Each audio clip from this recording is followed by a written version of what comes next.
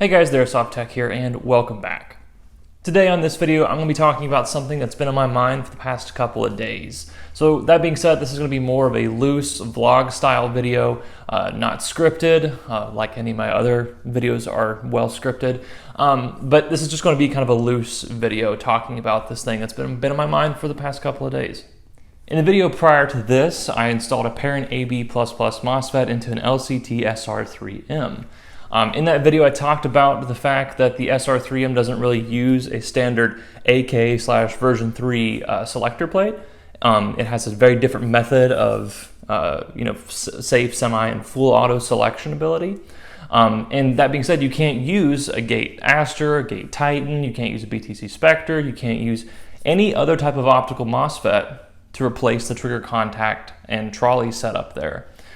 You have to, if you want a MOSFET in that gun, you have to solder one in just like the old days. And that got me thinking that, I haven't done that in a long time. It's very, very rare that I actually do that anymore because most guns that I work on, the customer or me, wants a Gate Titan or a Gate Aster or BTC Spectre.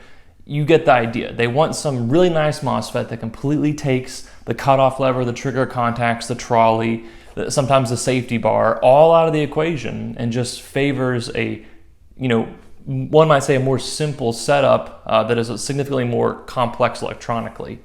So that just got me thinking that it's kind of odd. We just don't do that anymore. It's very, very rare that we are installing 3034 based MOSFETs or, parent AB++ style MOSFETs anymore. Pretty much all guns are getting nice optical or micro switch style MOSFETs. But then in the case where there are exceptions, like the LCT SR3M, you can't really install that kind of fancy setup. Same thing with a P90, with a Thompson, with an M14. There are guns that still exist where you cannot install these advanced MOSFETs in. And that kind of creates a problem, I think, for a lot of the tech community, especially the people who've not been doing this for as long as I have. Now, if you have been teching for 2 or 3 years and you're pretty new to it, this can pose a serious problem to you. Because if everybody wants optical MOSFETs, if everybody wants micro switch MOSFETs, if everybody wants these really fancy MOSFETs that take out the trigger contacts, the trolley, the trigger trolley, the cutoff lever spring, the safety bar, all those devices, then you are losing an ability to diagnose and work on a part of the AEG that still exists in a large amount of AEGs that cannot have micro switch or optical MOSFETs. And so, let's take an analogy here, for example. I'm a nurse. I work in critical care medicine. That being said, I have a very wide scope of knowledge and practice for what I do. There's a lot of things that I can do. There's a lot of things that I'm expected to know. And personally, I take it as a challenge to learn more and more every day.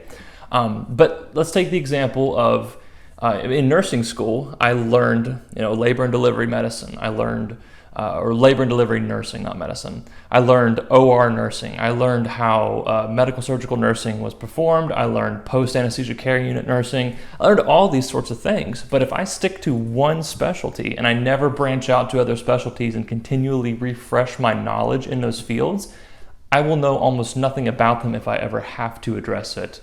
In a case where I'm left with no option. So if you are working on an AEG and there is no option to install an optical based MOSFET that eliminates all of these problems with cutoff lever timing, with overspin, with trigger trolley problems and all sorts of things that can occur when you're using a standard AEG trigger circuit, then you're going to have a very, very difficult time diagnosing and working on that part of the gun. And that can pose a serious challenge to you as a tech if you don't continually refresh your ability and challenge yourself to understand how something works when you're not exposed to it a whole lot. Basically, where I'm going with this video is that in my case, where I've been doing this for almost 10 years, I know how to work on that SR3M and install that parent AB++ MOSFET and diagnose problems as I go and solve them as I go. Because again, I've been doing this for 10 years. And for 5 to 6 years of my airsoft teching career, we did not have such a wide availability of these fancy MOSFETs. So we had to diagnose these problems, we had to solve them, and we had to get really creative at it too at points. So, again, all this being said, newer techs, I think, are going to have a problem with this in the future if they're not already now, in the case that they do have to work on something like an SR3M or a P90 or a Thompson or an M14, where it's not quite as straightforward as they're used to, and they have to go back to some pretty basic knowledge about the AEG in order to solve problems that, again, they're just not familiar with.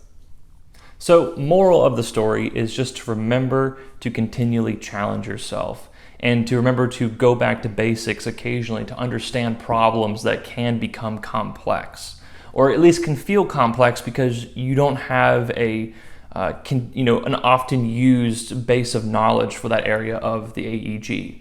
So again, continually challenge yourself, find opportunities to learn, and don't limit your ability to learn either by sticking to things that you're purely comfortable with. Now, what I'm going to be doing is I'm going to be making more videos in the future on this topic.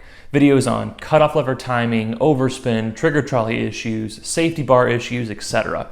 That area of the gearbox I'm going to be making more videos on to help the newer techs out there understand more so about the basics and how they can become complex problems. All right, guys, that's all that I have to say for this video. Thank you very much for watching. I greatly appreciate it. If you don't mind, please like this video, subscribe to my YouTube channel, and comment down below what your thoughts are on everything I just said. And as always, I will see you guys in the next video of whatever the heck I'm talking about next. But until then, stay tuned, techs.